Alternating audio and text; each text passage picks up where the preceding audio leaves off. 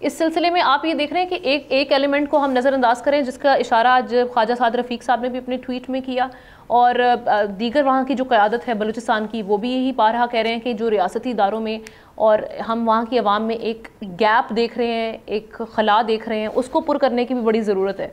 तो उस सिलसिले में आप समझते हैं कि क्या किया जाए और क्या करेंगी आने वाले दिनों में हुकूमत पाकिस्तान इस सिलसिले में? देखिए, अब ना मेरे ख्याल में ये जंग इतनी सादी नहीं है जो हम समझ रहे हैं। ये आप जाफर एक्सप्रेस को रो रहे हैं। कल आपके जंडोला फोर्ट के ऊपर एक फुल फ्लेज एक बहुत बड़ा और हमला हुआ है, 10, 12, 15 के करीब दहशतगर्दों ने।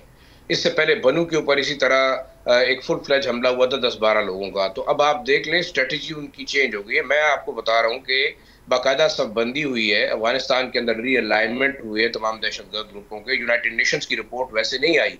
यूनाइटेड नेशंस की रिपोर्ट अपनी जगह पे, लेकिन जो मेरे ज़राए हैं उसके मुताबिक हाफिज गुल बहादुर ग्रुप और जो अलकायदा और ISK है उसके दरमियान ये तमाम जोन तकसीम हुआ है।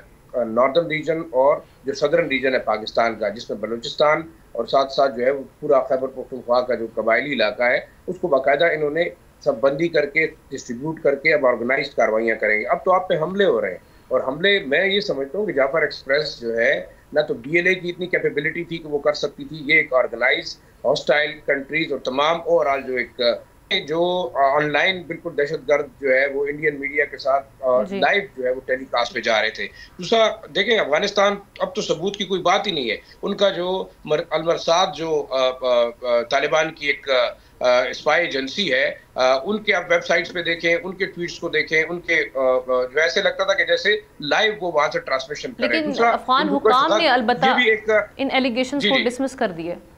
नहीं, डिसमिस करने से फर्क नहीं पड़ता। देखिए, निमरोज के अंदर से बाकायदा ऑपरेट होता रहा है। ये ओवरऑल मिशन वहां पे एक उनका centre, command and control centre कायम किया गया था, और वहां से बाकायदा ये पूरा ऑपरेशन जो है ऑपरेट हुआ है। पाकिस्तानी इंटेलिजेंस एजेंसी ने ओवरऑल तमाम सबूत दे दिए। अब देखिए होना क्या है, जैसे कि हम कह रहे हैं कि जब अक़वाम मुत्तहिदा या इंटरनेशनल कम्युनिटी की हमें एंडोर्समेंट चाहिए, लेकिन हमारा अपना जो हाउस है उसको हमने ऑर्डर में करना है। सियासी जमातों को बड़ा क्लियर मैसेज देंगे। आज देखिए एक और हमला हुआ है, जमीयत उलमा इस्लाम के 8 सरकर्दा रहनुमाओं को मुख्तलिफ जगहों पे मार दिया गया है। अब तो मौलाना साहब ने भी खुल के कह दिया कि जनाब ये दहशतगर्द हैं, बिल्कुल आज भी कर रहे हैं, हम इनको किसी तरह मुजाहिद नहीं कह सकते। अब मेरे ख्याल में हुकूमत के पास एक अच्छा मौका है, तमाम सियासी जमातों को बिठाना होगा, बल्कि मेरे ख्याल में ज्यादा सोचने की जरूरत नहीं है। सब्सक्राइब करें और बेल दबाएं ताकि कोई खबर रह न जाए।